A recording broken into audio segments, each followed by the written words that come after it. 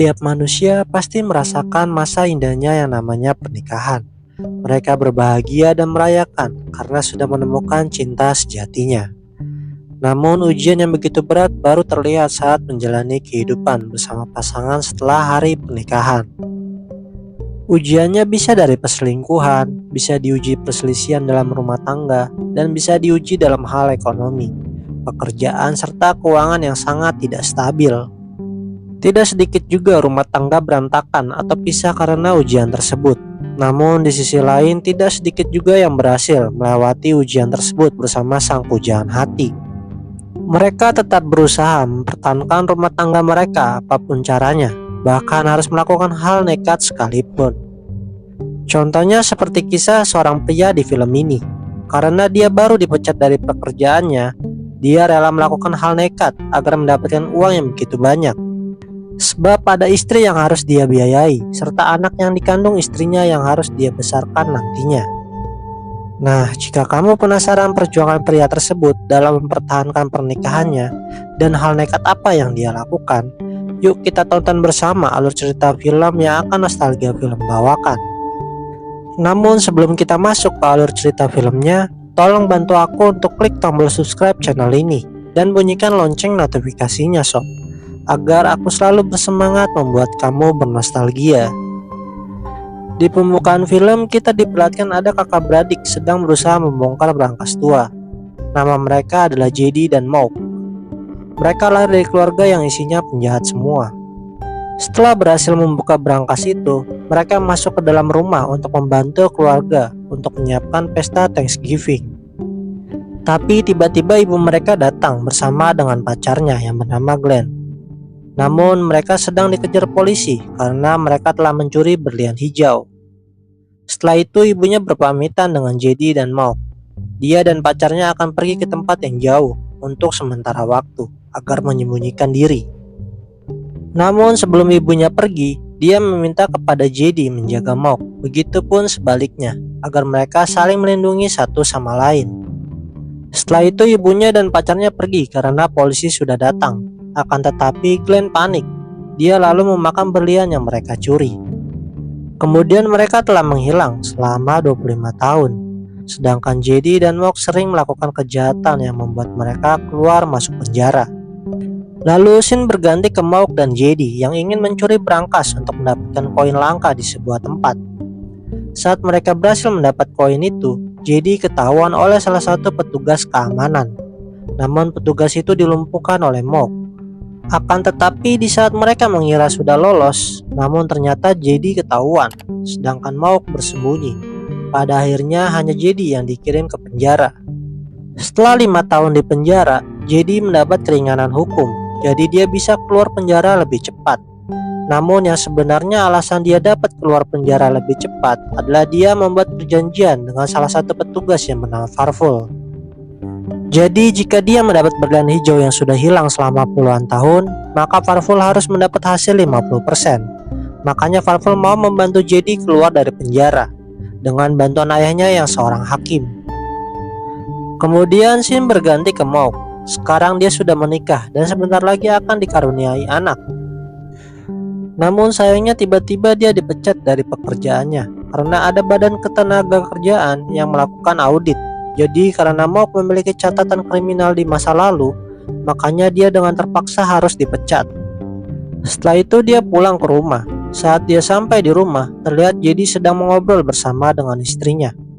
Mouk begitu kaget akan kedatangan saudaranya tersebut. Lalu mereka pun mengobrol. JD langsung meminta bantuannya Mouk untuk menemukan berlian hijau yang dibawa ibunya bersama pacarnya, agar mereka dapat menghasilkan banyak uang. Namun Mouk menolak. Dia pun langsung menyuruh JD pergi setelah mengikuti pesta penyambutan anaknya. Setelah itu saat pesta berjalan, JD diajak teler bersama anak angkat mertuanya Mouk. Namun di tengah kesenangan mereka, Mouk dan mertuanya mempergoki mereka. Mouk langsung mengajak berantem JD. Istrinya langsung mencoba memisahkan. Setelah itu JD kembali ke apartemennya. Namun tiba-tiba Farful datang dan menghajarnya. Farful kecewa karena JD tidak menghubunginya dan dia langsung meminta berlian yang telah disepakati. Namun JD bilang dia membutuhkan tim untuk meluncurkan aksinya. Tapi Farful seakan tidak peduli dengan penjelasannya. Lalu dia mengeluarkan Uzi dan meletakkan tangan Jedi di senjata tersebut agar sidik jarinya menempel. Dengan maksud jika Jedi melanggar perjanjian, dia bisa menggunakan hal ini untuk mengirim Jedi masuk penjara lagi. Setelah itu Farful membuatnya pingsan. Jedi terbangun setelah dibangunkan oleh Maul. Setelah itu dia menjelaskan kalau dia habis dihajar oleh orang yang mengeluarkannya dari penjara. Maul yang kasihan melihat saudaranya dihajar begitu, jadi dia mau membantu Jedi untuk melancarkan aksinya, mendapatkan berlian hijau yang telah lama hilang. Setelah itu Maul meminta izin kepada istrinya untuk pergi sementara ke rumah saudaranya, dan istrinya memperbolehkannya pergi. Kemudian Maul dan Jedi pun melakukan perjalanan. Lalu karena perjalanannya cukup jauh, mereka memutuskan menyewa motel untuk beristirahat. Namun karena hanya ada satu tempat tidur, Maul mengalah untuk tidur di sofa. Tapi Jedi juga mempersilahkan Maul saja yang tidur di atas kasur. Karena tidak ada yang mau tidur di atas kasur, pada akhirnya mereka berdua membiarkan kasur itu kosong. Setelah itu scene berganti ke Farful yang nyamperin Jedi ke apartemennya.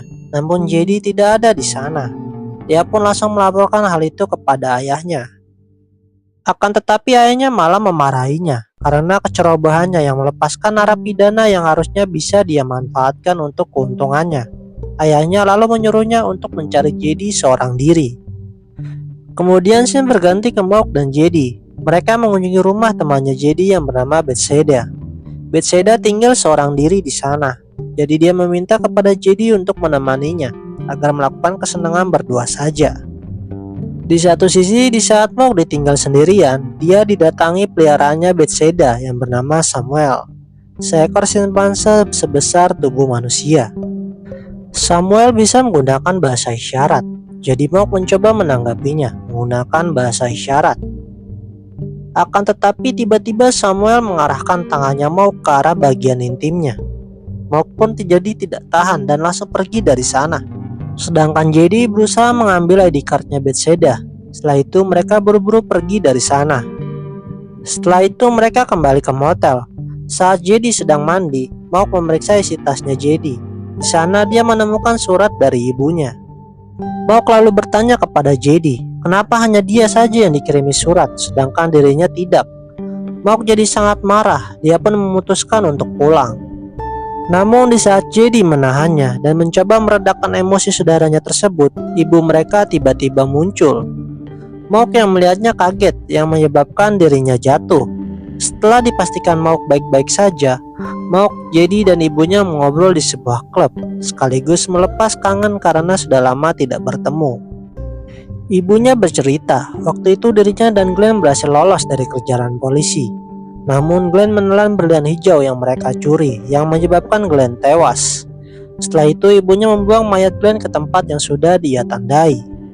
Kemudian ibunya selalu berpindah-pindah karena sudah menjadi buronan federal. Lalu Maul bertanya kenapa sekarang kau baru kembali.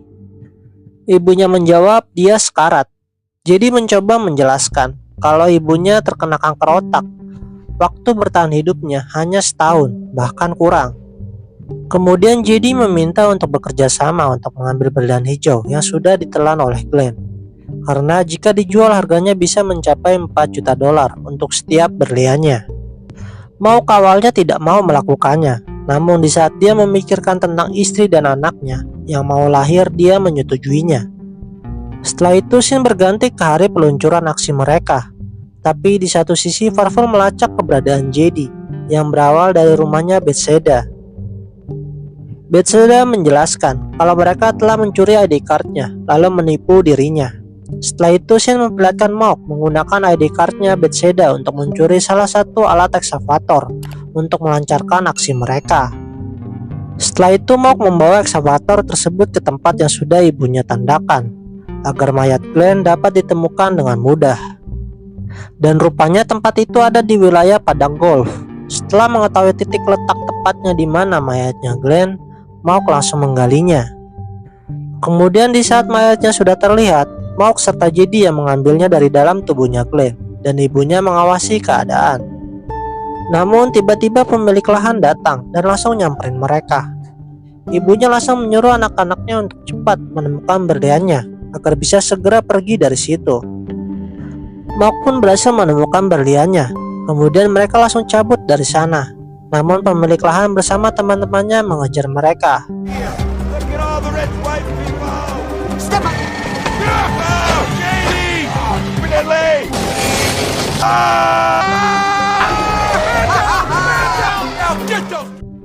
Setelah menyingkirkan yang mengejar mereka, mereka langsung menguburkan Glenn dengan layak.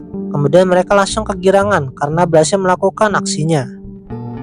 Namun ada perkataan yang keluar dari mulutnya JD yang membuat Mok tahu kalau yang membuat dirinya dipecat dari tempatnya bekerja adalah saudaranya sendiri. Mok begitu marah, dia pun langsung meninggalkan saudaranya tersebut. Setelah itu ibunya mencoba mendamaikan kedua anaknya itu dengan mencoba menasihati Mok. Di sisi lain, JD yang sedang menunggu saudara dan ibunya dikagetkan dengan kedatangannya Farful. JD mencoba bersembunyi, namun tetap ketahuan. Di saat Farful melumpuhkan JD, Mok datang menyelamatkannya. Di saat Mok sibuk mengurus Farful, JD berusaha menjauhi berliannya agar tidak terlihat, akan tetapi ibunya mengambilnya. Setelah itu Farful memberi pilihan kepada ibunya, mau mengambil barang itu atau anak-anaknya. Namun ibunya malah membawa pergi berlian itu tanpa memperdulikan Mok dan JD. Melihat hal itu, JD, Mok, dan Farful mencoba mengejar ibunya. Namun ibunya dengan cepat pergi menggunakan mobil. Kemudian Farful membawa JD dan Mok untuk mengejar ibunya. Selama perjalanan, mereka berdebat yang membuat mereka ribut. I am justice. Pada akhirnya mobil yang dikendarai Farful kecelakaan. Farful pun pingsan. Setelah itu mereka meninggalkannya. Karena masing-masing tangan mereka terikat, mereka jadi bekerja sama untuk menyetir mobil tersebut. Kemudian scene berganti ke tempat pembuangan barang-barang bekas, dan mereka telah melepas ikatan dari tangan mereka. Setelah itu JD mengatakan kepada Mok untuk kembali ke rumah. Namun Mok ingin membantunya aman dengan cara mengambil senjata yang disimpan oleh ayahnya Farful. Lalu Mok mengajak JD menemui ibunya karena dia tahu ibunya ada di mana. Kemudian Shin memperlihatkan ibunya yang telah menjual sebagian berlian hijau kepada kolektor. Saat ibunya keluar membawa uangnya, di pintu keluar Mok dan JD sudah menunggu untuk meminta bagian mereka. Akan tetapi ibunya tidak mau memberikan bagian mereka dan dia langsung lari meninggalkan mereka. Kemudian ibunya lari ke arah mall yang sudah kosong. Mok dan JD mencoba mengejarnya, sedangkan Farful mengejar mereka menggunakan taksi karena dia melacak keberadaan JD lewat GPS. Baik lagi ke Mok dan JD yang sedang mengejar ibunya. Di saat ibunya menemukan jalan keluar, Mok berhasil mengejarnya.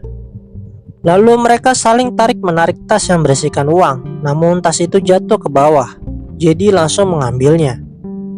Tapi tiba-tiba Farful datang sambil membawa shotgun. Sedangkan di luar mall, pihak security mall itu menelpon polisi. Baik lagi ke dalam mall, Farful mengincar JD agar dia memberikan tas berisikan uang kepada dirinya. Di sisi lain, Mok mencoba menyelamatkan JD dengan membuat jebakan untuk Farful. Kemudian Mok dan JD terlihat pasrah saat sudah terpojok, serta disuruh memberikan tas yang berisikan uang kepada Farful. Namun sebelum itu terjadi perdebatan di antara Mok dan JD yang membuat Farful bingung. Padahal itu memang rencana mereka untuk mengecohnya.